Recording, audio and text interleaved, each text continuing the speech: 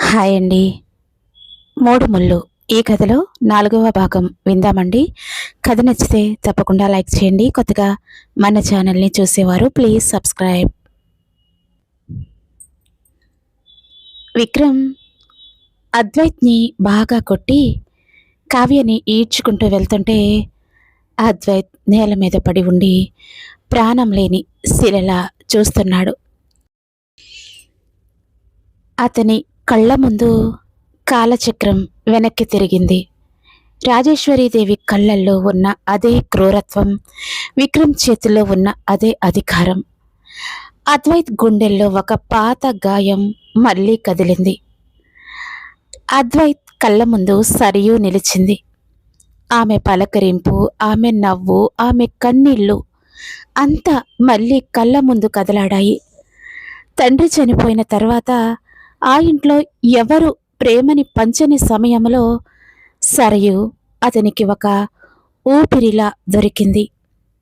అనాథ అయిన సరయును విక్రమ్, రాజేశ్వరీదేవి ఎలా హింసించారో ఆ రోజుల్లో ఆమె పడిన నరకం అద్వైత్ కళ్ళ ముందు కదలాడింది.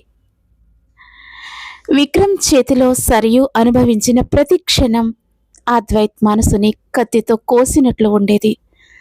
తను ఏమీ చెయ్యలేకపోయేవాడు. చివరికి ఆ నరకాన్ని తట్టుకోలేక విక్రమ్ పెట్టిన హింసకి బలై సరయు ఆత్మహత్య చేసుకున్న రోజు అద్వైత్ ప్రపంచం చీకటైపోయింది. ఇప్పుడు అదే చోట అదే మనుషులు అదే క్రూరత్వంతో కావ్యని లాక్కుని వెళ్తుంటే అద్వైత్ నరాలు బిగుసుకున్నాయి. లేదు, కావ్యని కూడా సరయులా కాకూడదు. నేను అలా చూడలేను. ఇంకోసారి నేను అదే నరకాన్ని భరించలేను. అద్వైత్ చేతి పిడికిళ్ళు రక్తం వచ్చేలా బిగుసుకున్నాయి. అతని శరీరం లోపల ఒక తెలియని శక్తి ఆవహించింది. గతం నుంచి వచ్చిన భయం ఇప్పుడు కావ్యని కాపాడుకోవాలనే ఆవేదనతో పోరాడుతోంది. విక్రమ్ కావ్యని మెట్ల వైపుకి లాగుతున్నాడు. కావ్య విక్రమ్ బలం ముందు ఓడిపోతుంది. ఆమె కళ్ళు అద్వైత్ వైపు చూస్తూ తన సహాయం కోసం ఎదురు చూస్తున్నాయి. విక్రమ్ కావ్య చెయ్యి విదిలించి ఆమెను భుజాల మీదకి ఎత్తుకోవటానికి ప్రయత్నించాడు. కావ్య భయంతో, అవమానంతో గట్టిగా కేకపెట్టింది. వద్దు, ప్లీజ్ విక్రమ్ గారు వదలండి, అద్వైత్ అద్వైత్ అని కేకలు పెడుతుంది.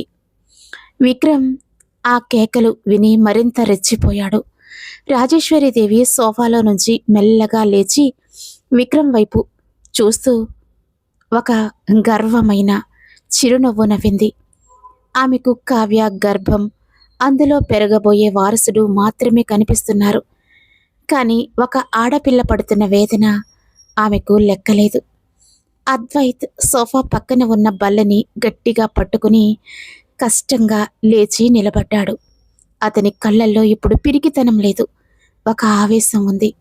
అతను తనని తాను నియంత్రించుకోలేకపోయాడు. అద్వైత్ గట్టిగా అరుస్తూ, ఆపు విక్రమ్, వదిలేయి ఆమెను.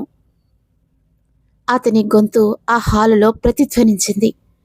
విక్రమ్ ఆశ్చర్యపోయి ఆగిపోయాడు. అతను కావ్యని కిందకి దించి వెనక్కి తిరిగాడు. అతని కళ్ళల్లో ఒక రకమైన క్రూరత్వం. ఏంట్రా, నీకు కూడా ధైర్యం వచ్చిందా? సరియు చనిపోయినప్పుడు కూడా నువ్వు మౌనంగా ఉన్నావు, ఇప్పుడేమైంది? ఈ కావ్య కోసం నీ ప్రాణాలివ్వటానికి సిద్ధమయ్యావా? ఆ పేరు వినగానే అద్వైత్ ఒళ్ళు జలధరించింది. సరయు, ఆ పేరు అతనిని కదిలించింది. కానీ ఈసారి అతను వెనక్కి తగ్గలేదు. అతను విక్రమ్ వైపు కోపంగా వస్తున్నాడు. సరయుని చంపేసి నువ్వు చేసిన పాపం చాలు. మళ్ళీ కావ్యని అదే నరకంలోకి పంపనివ్వను. నా ప్రాణం ఉన్నంత వరకు ఇది జరగనివ్వను. అద్వైత్ విక్రమ్ని బలంగా నెట్టాడు. విక్రమ్ ఊహించని ఈ దాడికి ఒక్క క్షణం పట్టుతప్పి పక్కకి తోలాడు. రాజేశ్వరీదేవి షాక్తో లేచి నిలబడింది. విక్రమ్, ఏం చేస్తున్నావు? వాడిని ఆపు, వాడికెంత ధైర్యం అంటుంది. విక్రమ్ తనని తాను సర్దుకుని అద్వైత్ ముఖం మీద ఒక గట్టి దెబ్బ కొట్టాడు. అద్వైత్ మళ్ళీ కింద పడ్డాడు. కానీ ఈసారి అతను వదల్లేదు. విక్రమ్ కాలుని గట్టిగా పట్టుకున్నాడు. కావ్య ఆ అవకాశాన్ని వాడుకుని విక్రమ్ పట్టు నుంచి తప్పించుకుని వెనక్కి పరుగెత్తింది. అద్వైత్ గారు, వద్దు, వదిలేయండి, మిమ్మల్ని చంపేస్తారు అంటుంది. విక్రమ్ కావ్యని పట్టుకోవటానికి ప్రయత్నిస్తుండగా అద్వైత్ తన సర్వశక్తులు ఒడ్డి విక్రమ్ని కిందకి పడేశాడు. హాల్ అంతా అస్తవ్యస్తమైంది. పూల కుండీలు పగిలాయి. కావ్య రోదిస్తోంది. అదే సమయంలో విక్రమ్ కింద పడి ఉన్న అద్వైత్ గొంతుని తన చేతులతో అదిమి పట్టుకున్నాడు. రాజేశ్వరీదేవి మౌనంగా ఆ రక్తపాతాన్ని చూస్తుంది. సరయులాగే నువ్వు కూడా చావాలనుకుంటున్నావా అద్వైత్?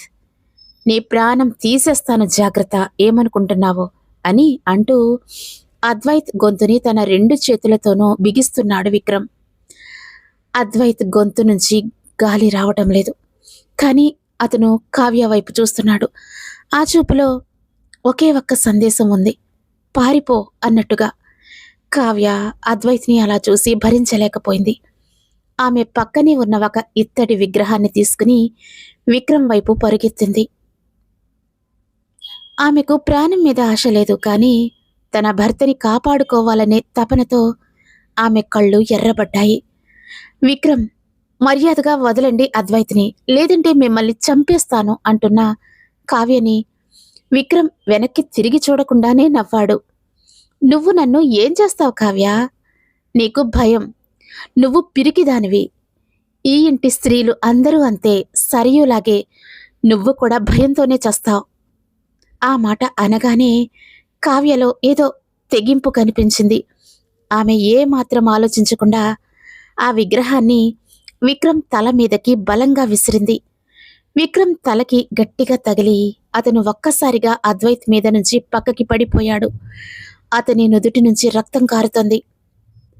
అద్వైత్ గట్టిగా దగ్గుతూ నేల మీద పడి అవస్థపడుతున్నాడు. కావ్య వెంటనే పరిగెత్తుకుంటూ వెళ్ళి అతనిని కౌగిలించుకుంది. అద్వైత్, కళ్ళు తెరవండి, ఏం కాలేదు మీకు అని గాబరా పడసాగింది కావ్య. అద్వైత్ మెల్లగా కళ్ళు తెరిచి కావ్య ముఖాన్ని చూశాడు.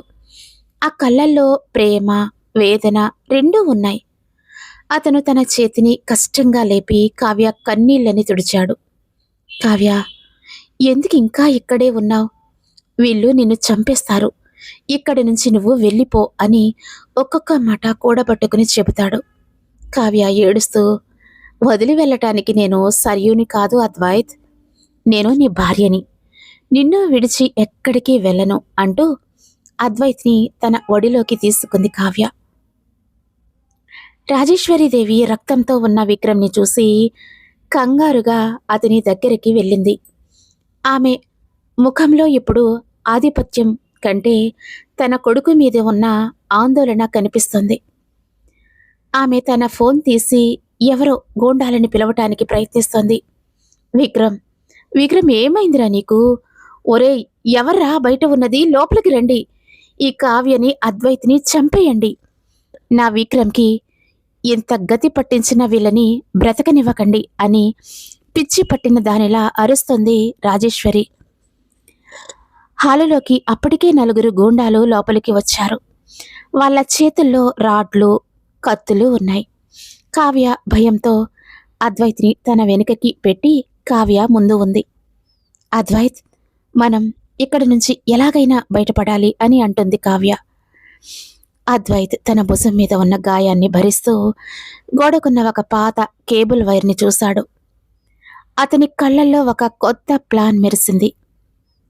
అద్వైత్ చాలా నెమ్మదిగా, కావ్య, ఆ వైర్ చూస్తున్నావా? అది మెయిన్ బోర్డుకి వెళ్తుంది. నేను దాన్ని లాగితే మొత్తం హాల్లో కరెంటు పోతుంది. ఆ చీకట్లో మనం తప్పించుకోవాలి. నేను గట్టిగా లాగుతాను, అప్పుడు మనం ఇక్కడి నుంచి బయటపడటానికి అవకాశం ఉంటుంది అంటాడు అద్వైత్. ఆమెకు భయం వేస్తుంది, కానీ అద్వైత్ మాట మీద నమ్మకం ఉంది. అద్వైత్ మెల్లగా లేచి గోడ దగ్గరికి వెళ్ళాడు. గూండాలు వీరిని సమీపిస్తున్నారు. విక్రమ్ నేల మీద నుంచే అరుస్తున్నాడు, చంపేయండి వాళ్ళని, ఎవ్వరిని వదలకండి. అద్వైత్ ఒక్కసారిగా ఆ వైర్ని తన సర్వశక్తులతో లాగాడు. హాల్లో లైట్లన్నీ ఒక్కసారిగా పేలిపోయాయి. భయంకరమైన నిశ్శబ్దం.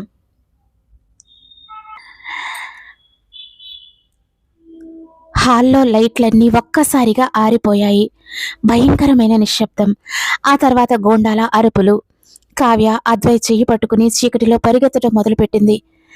గదిలో ఏమవుతుందో ఎవరికీ తెలీదు. రాజేశ్వరీదేవి అరుపులు, విక్రమ్ తిట్లు చీకటిలో వినిపిస్తున్నాయి. కావ్య మాత్రం అద్వైత్ చెయ్యి పట్టుకుని పరుగు తీస్తుంది. కిటికీ అంచున కావ్య అడుగుపెట్టింది. కానీ బయట కూడా గోండాలుండొచ్చు. కావ్య ఒక క్షణం ఆగి చీకటి వైపు చూసింది. అద్వైత్, బయట కూడా మనుషులున్నారు అని అంటుంది కావ్య. మనం వెనక ద్వారం నుంచి వెళ్దాం, అక్కడెవరూ ఉండరు. కావ్య, అద్వైత్ ఇద్దరు చీకటిలో తడబడుతూ గోండాల కళ్ళు గప్పి వెనక ద్వారం వైపు పరుగెత్తుతున్నారు. అద్వైత్ కాలికి తగిలిన గాయం వల్ల అతను కుంటుకుంటూ నడుస్తున్నాడు. కావ్య తన భుజం మీద అతని చెయ్యి వేసి బరువుని మోస్తోంది. వెనుక వైపు నుంచి గోండాల అరుపులు, విక్రమ్ క్రూరమైన కేకలు స్పష్టంగా వినిపిస్తున్నాయి. వాళ్ళు వెనుక ద్వారం వైపు వెళ్ళి ఉంటారు, పట్టుకోండి అని ఒకడు గట్టిగా అరుస్తున్నాడు. కావ్య శ్వాస వేగంగా ఆడుతోంది. భయంతో ఆమె గుండె వేగం ఆమెకు ప్రతిధ్వనిలా వినిపిస్తోంది. వారు వెనుక ద్వారం దగ్గరికి చేరుకున్నారు. అక్కడ భారీ ఐరన్ గేటు ఉంది. అది లాక్ చేసి ఉంది. కావ్య కంగారుగా వణుకుతున్న స్వరంతో, అద్వైత్, గేట్ లాక్ చేస్తుంది, ఇప్పుడు మనం ఏం చేద్దాం? వాళ్ళు మనల్ని పట్టుకుంటారు అంటుంది. అద్వైత్ గేటుని లాగి చూశాడు, కానీ అది కదలలేదు. అతని కళ్ళల్లో నిస్సహాయత కనిపించింది. అప్పుడే చీకటిలో నుంచి ఒక నీడ కదిలింది. కావ్య భయంతో అద్వైత్ వెనుక దాక్కుంది. ఆ నీడ దగ్గరికి వచ్చేసరికి అది ఎవరో కాదు, విక్రమ్ భార్య అంజలి. అంజలి ముఖంలో ఆందోళన ఉంది, కానీ కళ్ళల్లో ఒక రకమైన దృఢ నిశ్చయం కనిపిస్తోంది. ఆమె తన చేతిలో ఉన్న ఒక రింగ్ని పైకి ఎత్తింది. శబ్దం చేయకండి, వాళ్ళు ఇంకో నిమిషంలో ఇక్కడికి వస్తారు. కావ్య, అద్వైత్ ఇద్దరూ ఆశ్చర్యపోయారు. అంజలిని ఈ ఇంట్లో ఎవరూ సరిగ్గా పట్టించుకోరు. అలాంటిది ఆమె ఇలా సహాయం చేయటం వారిని విస్మయానికి గురిచేసింది. అంజలి కీ తీసుకుని గేట్ లాక్ తీసింది. గేట్ కిర్రుమంటూ తెరుచుకుంది. అంజలి వారిని చూసి కళ్ళల్లో నీళ్లతో అంటుంది, కావ్య, అద్వైత్, ఇక్కడి నుంచి వెళ్ళిపోండి. విక్రమ్ అరాచకాలు ఈ రోజుతో ఆగిపోవు. సరియు కూడా ఇలాగే. ఒకరోజు తను ప్రాణాలతో బయటపడాలని ప్రయత్నించింది, కానీ విక్రమ్ ఆమెను బలి తీసుకున్నాడు. నేను ఆ రోజు సరియుని కాపాడలేకపోయాను, కానీ మిమ్మల్ని మాత్రం కాపాడుతాను. అద్వైత్ తన అన్నయ్య భార్య అంజలి వైపు చూశాడు. ఆమె కూడా ఈ ఇంట్లో ఒక ఖైదీయే అని అతనికి అప్పుడే అర్థమైంది. వదినా, నువ్వు కూడా మాతో వచ్చేయి, విక్రమ్ నిన్ను కూడా వదలడు అంటాడు. అంజలి తల ఊపింది, కానీ ఆమె కళ్ళల్లో బాధ ఉంది. నాకెవ్వరూ లేరు అద్వైత్. ఈ ఇల్లు, ఈ బంధాలు నన్నిక్కడే బంధించేశాయి. కానీ మీరు వెళ్ళిపోతే విక్రమ్ అహంకారానికి, రాజేశ్వరీదేవి కీలు బొమ్మల ఆటకి మీరు బలి కాకుండా ఉంటారు.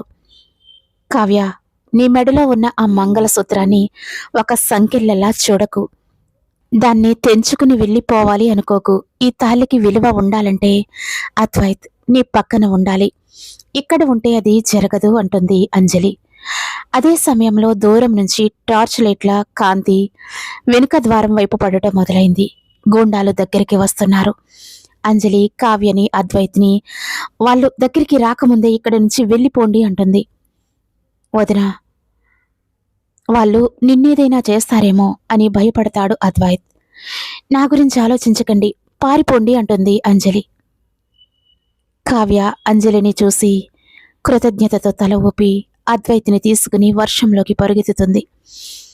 అంజలి వెనక్కి తిరిగి గేటుని మళ్లీ లాక్ చేసి బయట నుంచి వస్తున్న గూండాలని ఎదురుగా నిలబడింది. అద్వైత్, మనం ఊరి చివర ఉన్న మెయిన్ రోడ్డుకి చేరుకోవాలి. అక్కడ ఒక టాక్సీ దొరికే అవకాశం ఉంటుంది.